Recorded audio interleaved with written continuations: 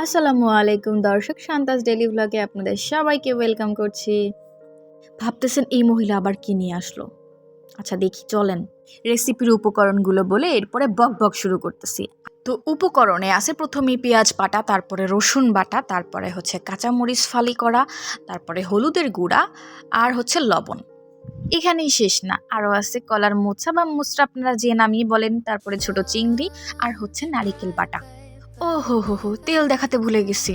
তেলও কিন্তু আছে, আবার পরে বলবেন যে তেল দেয়নি, তেল ছাড়া রান্না করছি। এখানে আপনারা সরিষার তেল বা সয়াবিন তেল যা খুশি দিতে পারেন, কোনো সমস্যা নাই। সোজা রান্নায় চলে গেলাম।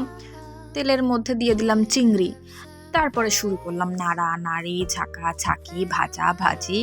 মনে যেমনি মনে চায় তেমনি নাড়েন, কোনো সমস্যা নাই। পাতিল আপনার, খুন্তি আপনার, হাত আপনার, চিংড়ি আপনার, তেল আপনার, মশলা আপনার, সবই আপনার। আপনি নাড়েন, আপনি মনের মতো নাড়তে থাকেন। একটু সময় নিয়েই নাড়েন, কোনো সমস্যা নাই ভাই। এখানে কোনো প্রতিযোগিতা চলতেছে না, আপনাকে তাড়াতাড়ি রান্না করে কোথাও দিতে হবে, যেতে হবে, এমনও কোনো কথা নাই। এই পর্যায়ে আমি দিয়ে দিব পেঁয়াজ বাটা।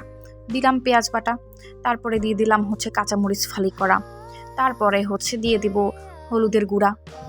হলুদের গুঁড়ার পর আর কি জানি বাকি আছে, ও হো হো, আচ্ছা আচ্ছা, লবণ। লবণই তো দেই নাই, এরপরে দিয়ে দিলাম লবণ। তারপরে আবার নাইরা চাইরা কষাইতে শুরু করলাম।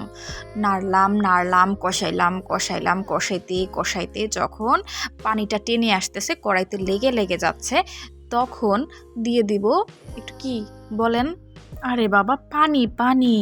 পানি না দিলে কড়াইতে লেগে যাবে না? পানি দিয়ে কষাইতে হবে না? ওখানে কাঁচা চিংড়ি আছে, ওটাও তো সিদ্ধ করতে হবে। তো চিংড়ি দিয়ে গন্ধ আসবে, এটা আবার আমি খেতে পারি না ভাই রে ভাই। এই চিংড়ি কাঁচা থাকলে চিংড়ি দিয়ে যে বাজে গন্ধ আসে।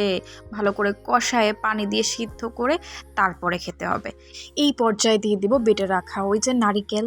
নারিকেলটা দিয়ে আবার নারিকেলটাও কষাতে হবে, ওটাও তো কষায় কষায় ভালো করে সিদ্ধ করতে হবে, তাই না? আবার শুরু করলাম মনের মতো নাড়ানাড়ি কষানো। কষাইতে কষাইতে আবার যখন তলানিতে লেগে লেগে আসবে, তখন আবার কি করব, আবার দিয়ে দিব পানি। দিলাম পানি। পানি দিয়ে তারপরে হচ্ছে নারিকেল, চিংড়ি এবং আর যেসব মশলাগুলো দিলাম ওগুলো ভালো করে কষাবো। কষানো টষানো হয়ে গেলে পানিটা যখন টেনে আসবে, তখন কি করব, তখন হচ্ছে ওর মধ্যে আসল জিনিস দিব। সেই আসল জিনিসটা কি বলেন তো? না, কথা বলতে বলতে ওটাও মাথা দিয়ে আপনাদের ভ্যানিশ হয়ে গেছে।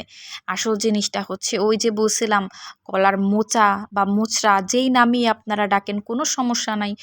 শুধু বুইঝা জিনিস এক দিলেই হইলো। কারণ খাবারের টেস্ট তো আর ভিন্ন হওয়া যাবে না, যেভাবে রান্না করতেছি ওইভাবেই তো টেস্টটা আসতে হবে, তাই না? নয়তো কলার মোচড় জায়গায় অন্য কিছু দিয়ে রান্না করে তখন আমাকে গালাগালি শুরু করবেন যে এই মহিলা কি রান্না করে দেখাইলো ভাইরে ভাই, একটু মজা লাগে না, কিছু না, কি দেখায়, কি রান্না করে, কিছুই বুঝলাম না। এত কিছু দিয়ে রান্না করলো, তাও খাওয়ার যোগ্য হলো না। তখন তো মনে মনে গালি আমাকেই দিবেন। এই জন্য আগে থেকেই শিওর করে নিলাম ওই জিনিসটা কিন্তু কলার সাথেই হয়। এই দেখেন, মেন ইনগ্রেডিয়েন্টসের সাথে পরিচয় করাতে করাতে সেটা দিতেই ভুলে গেছি। যাক, এখন দিয়ে নিলাম। দিয়ে আস্তে আস্তে করে সুন্দর করে ওটাকে আবার মিশাবো, কষাবো, নাড়বো। নেড়ে নেড়ে নেড়ে নেড়ে মনের জ্বালা একদম মিটায় ফেলবো। এই মনের জ্বালা বলতে গিয়ে আসলেই একটা মনের জ্বালা মনে পড়লো। গৃহিণীদের আসলে মনে কত দুঃখ, কত জ্বালা। তারা না পারে স্বামীর সাথে সুন্দর করে কথা বলে বুঝাইতে তাদের মনের মধ্যে কত জ্বালা। না পারে পরিবারের কোনো সদস্যকে বোঝাইতে, না পারে নিজেকে বোঝাইতে। নিজেকে বোঝাইতে পারে না, এটা কেন বললাম? যে নিজেকে এটা মানাইতে পারে না যে হচ্ছে না, তুমি গৃহিণী, তোমাকে ১৪ গোষ্ঠীর টানাটানি সব কিছু মাইনেই তোমাকে সংসার চালাইতে হবে, এইটা মানতে পারে না। আবার হচ্ছে তার কষ্টের কথা এটা তার স্বামীকে বলবে, এটাও বুঝাইতে পারে না। মানে গৃহিণীর হইছে সব দিক দিয়ে জ্বালা। এই জ্বালায় পইড়া সারাটা জীবন ওই গৃহিণী কাজ করতে করতে, রান্না করতে করতে, পরিবারের সবার জন্য করতে করতে একটা সময়ে মানে শেষ হয়ে যাবে, তারপরও কারো মন পাবে না। গৃহিণীর হয়েছে এমন দশা আর এমন জ্বালা। কারা কারা এই জ্বালায় জ্বলতেছেন কমেন্ট বক্সে একটু ছোট্ট করে লিখে দিয়ে যাবেন। যাই হোক, কথা বলতে বলতে এর মধ্যে পানি দিয়ে সিদ্ধ করলাম, পানি টেনেও গেল। এরপরে ভাজা ভাজা করে এটাকে সুন্দর করে একটু ছড়াই দেব কড়াইয়ের মধ্যে। এরপরে একদম শুকিয়ে আসলে একটা বাটির মধ্যে উঠায়ে পরিবেশন করে নিব। গরম ভাতের সাথে খেতে কি যে মজা, বোঝাতে পারবো না। কষ্ট করে খেয়ে বুঝতে হবে। আজ এই পর্যন্ত, ভালো থাকবেন আর সবাইকে ভালো রাখবেন। আল্লাহ হাফেজ।